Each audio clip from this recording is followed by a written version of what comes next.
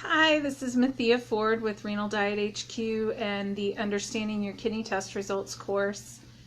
And today on the live, I wanted to talk about the mistakes you might be making with chronic kidney disease, just because these are some that I started out in the beginning when I was helping my mom develop her plan, some of the mistakes that I figured out I was making. So I wanted to let you know about them and then talk a little bit about the course that's coming out that's launching right now, and the cart's going to close on Monday. It's called Understanding Your Kidney Test Results.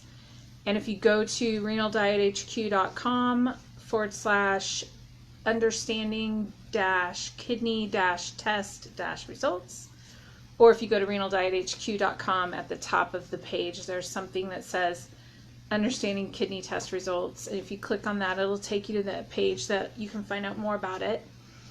But I wanted to remind you about that because it's only $27 and it's only open till Monday, and then I'm closing the cart. So first mistake I wanted to talk about a little bit was thinking that your doctor is going to tell you like exactly what to do or everything you should do. And doctors are great for medications. They're great even sometimes with nutrition, but they don't have very much nutrition background.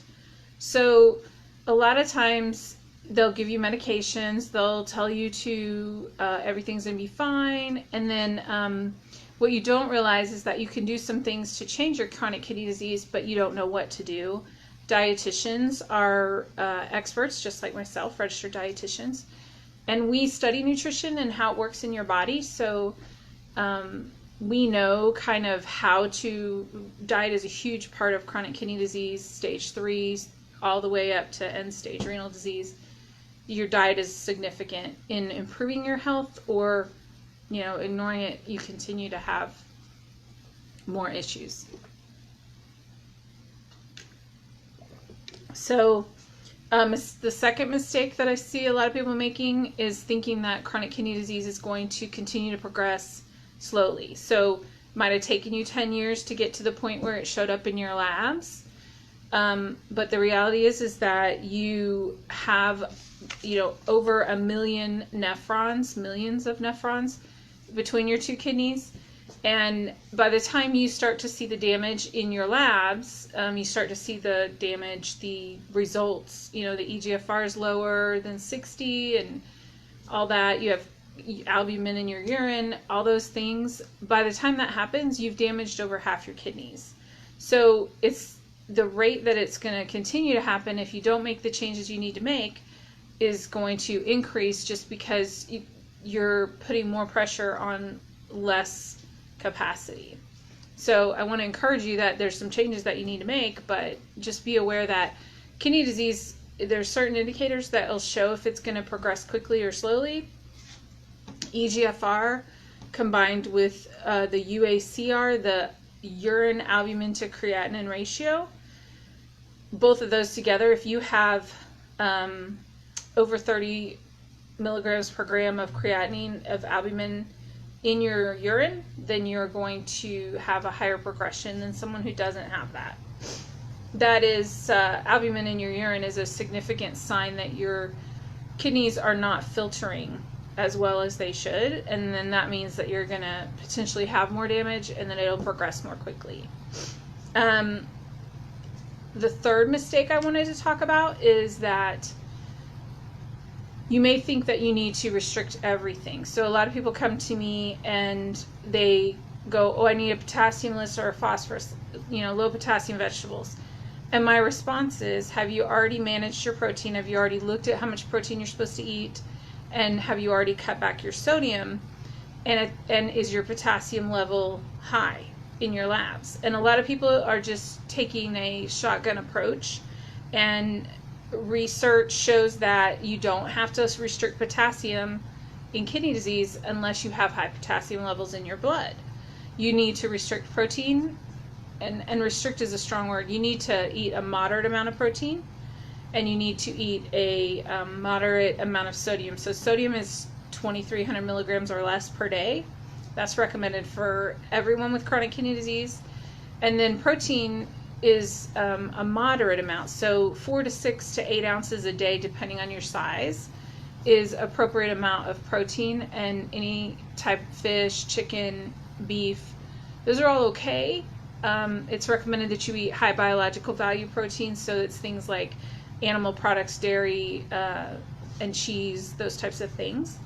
But a lot of people think if I restrict everything, then I'm doing better. But the fact is that restricting all those other things like potassium and phosphorus, when they don't necessarily have to be restricted, it's just a bland diet. And so what I recommend is that you restrict protein, you restrict sodium. By restricting protein, you're actually already restricting potassium and phosphorus just by kind of going from the normal amount of protein that you eat to a smaller amount. But then I want to encourage you not to restrict all the protein, because your body still needs that protein to create hormones, to improve things in your body, to repair tissue. And if you cut it all out, then you're going to end up in a worse shape, and that's not what you want to happen. You may think, oh, if I stop eating protein, because that's the problem.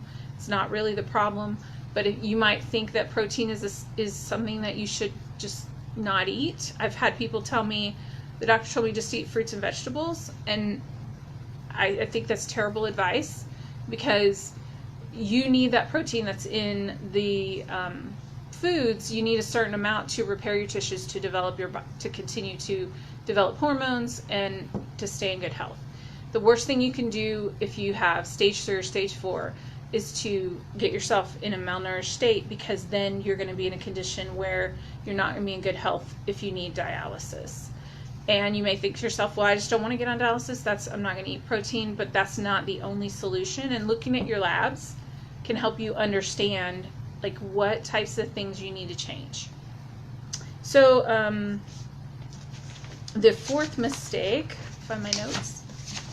If you're listening into the replay or now, just if you have a question or a comment, please go ahead and put it in the comments, and I will see if I can answer it, and I will answer it after I'll come back to the video. The fourth mistake I see a lot of people make is Googling. So Googling is not a bad thing. But finding, Dr. Google, I jokingly refer to my mother-in-law sometimes. I love her dearly, but I refer to her as Dr. Ford with a degree from Dr. Google, because you tell her something and she'll go Google it and look, and then call me back with all kinds of stuff that she's read online and tell me, well, this one said this and this one said that. And there's a lot of information on the internet. I have a website on the internet. That's how you may have found me, renaldiethq.com. And I am a medical professional. I've got years of experience, 22 years of experience. I went to college for 4 years. I did an internship. I know what I'm talking about when it comes to kidney disease. Since 2010, I've solely devoted my time and energy regarding it being a dietitian to understanding kidney disease. But there's a lot of people on the internet who are just looking to make money or providing false information that they may not even realize is bad for you. And so by not knowing for sure that someone is a qualified medical professional, you're putting yourself in a condition that you may be taking advice that could potentially backfire or be bad for you.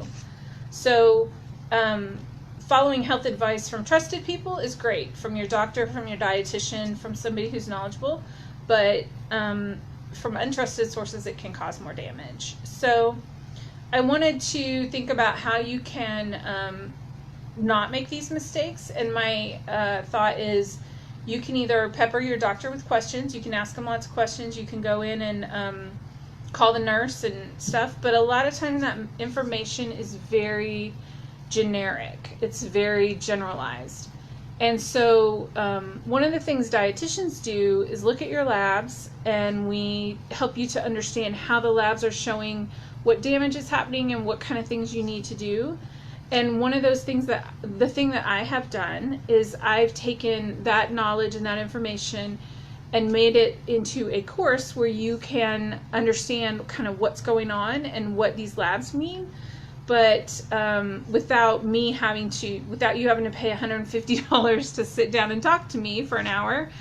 You can get the information you need, and you can figure out, part of this course is helping you to understand what things affect those labs, and that way you can make some changes and track that and make the improvements that you need to make.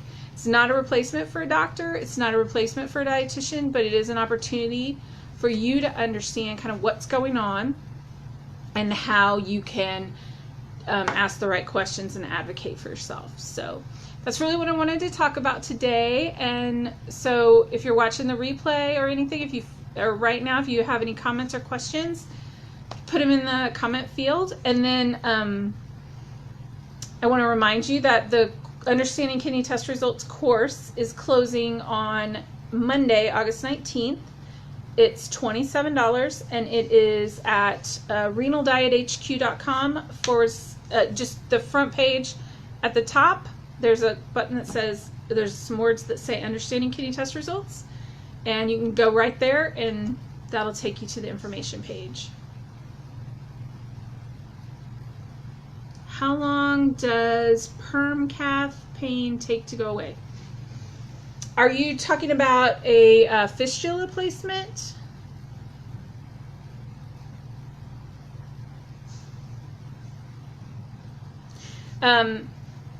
So a lot of things depend on, if you had a surgery, a lot of things can depend on healing and medication and rest. So I'm not exactly sure what for sure you're referring to, but usually surgeries take 2 to 4 weeks. Sometimes, if it's a fistula placement, it can take up to 6 months for it to cure or heal so that they can use it for dialysis.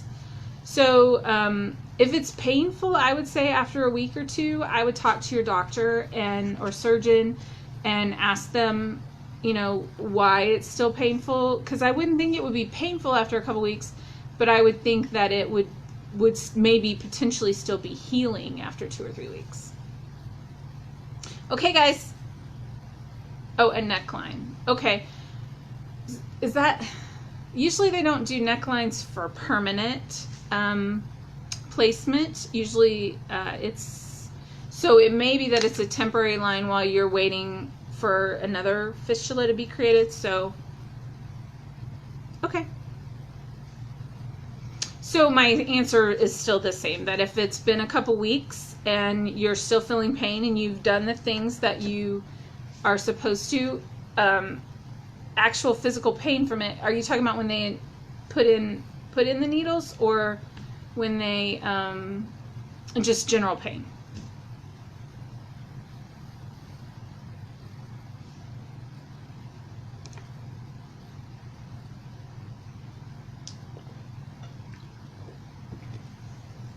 If it's general pain after a couple weeks, I would talk to the doctor. If it's when they insert the needles, then you may need lidocaine. Sometimes, I don't know if you can insert them yourself at that area, but sometimes you need to put lidocaine on, and it's just a minute or two before they insert the needles, and that helps reduce the pain when they're inserting the needles. So, okay, guys. All right, it's permanent. Okay, so if it's painful when they're doing the needles, ask about lidocaine. If it's not, then ask your doctor. Okay, guys. Thank you so much.